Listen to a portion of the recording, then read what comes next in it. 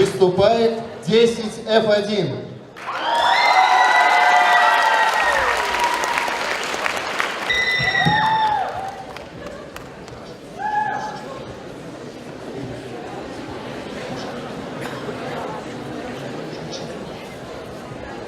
Стоп! Мы же лицеисты!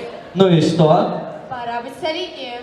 Пора быть серьезнее. Каждый из нас через какие-нибудь 1,5 года станет студентом. Видал я такого студента.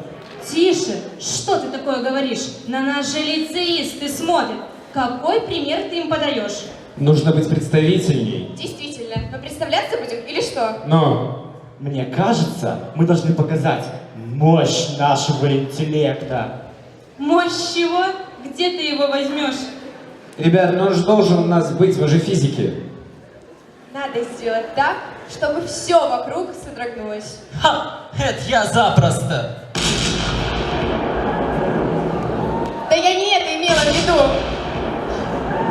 А мне это, пожаловаться можно? Нельзя. Давай, что там у тебя? Только быстро.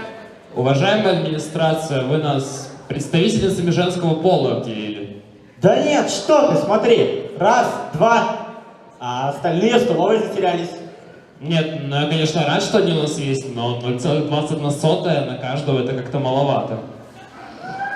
С этим у нас, конечно, дефицит, но с другой стороны, это же не так уж и плохо. Так, давайте по делу. Есть у кого какие идеи? Ну, я английский, например, знаю. 2 × 2 вроде бы 4. И теорему Пифагора почти запросто, если вспомнить. А закон Ньютона? Ну, как тебе объяснить? Тебе должно быть стыдно, ты же физик. Так, а теперь по делу. Может быть, кто-то танцует или поет? Ну, медведь по ногам вроде не топтался, можно попробовать. Я тоже вроде пел когда-то. Спокойно, парней у нас много. Впечатление мы произведем. Ну хотя бы на филологов.